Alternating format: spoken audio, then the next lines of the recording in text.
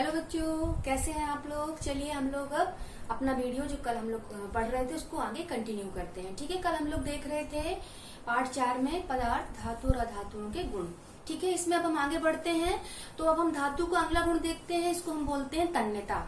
मतलब धातुओं को खींचकर इसके तार बनाए जा सकते हैं। धातुओं के इस गुण को हम क्या कहते हैं?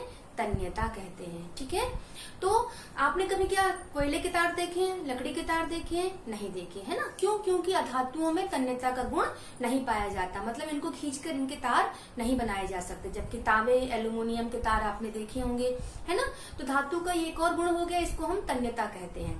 अब हम अगला गुण देखते हैं। जब कोई धातु की प्लेट वगैरह आपके हाथ से छूट जाती है तो कैसी आवाज आती है? कुछ इस तरह की आवाज आती है ना। इस तरह से जो मंदिर की घंटियां होती हैं उसमें भी अच्छी ध्वनिकता वाली साउंड आता है ना, जिसको हम लोग रिंगिंग साउंड भी बोलते हैं।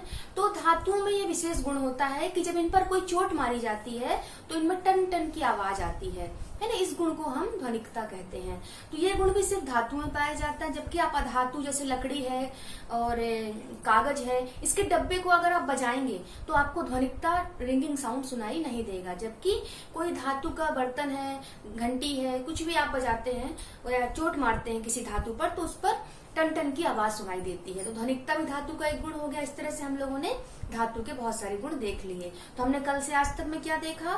पहला तो हमने देखा कि धातुएं जो दिखावट में देखें अगर, तो वो चमकदार होती हैं, कठोर होती हैं, साथ ही इनमें आघात वर्धनीय होती हैं, मतलब चोट मारने पर ये बढ़ती हैं। साथ ही इनके तार खींचे जा सकते हैं, इनमें तन्यता का गुण भी होता है।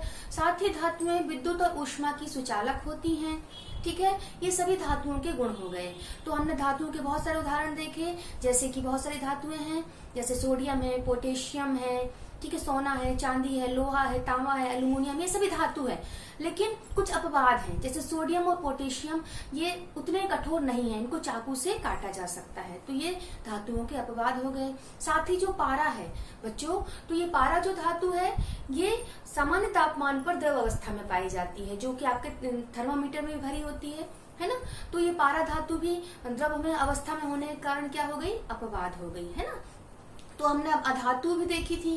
तो अधातुओं में क्या होता है? अधातुएं बहुत ज्यादा ठोस नहीं हो, मतलब बहुत ज्यादा कड़ी नहीं होती हैं, कठोर नहीं होती हैं, है ना। इनको अगर चोट मारा जाए जैसे कोयले को तो वो टूट जाता है।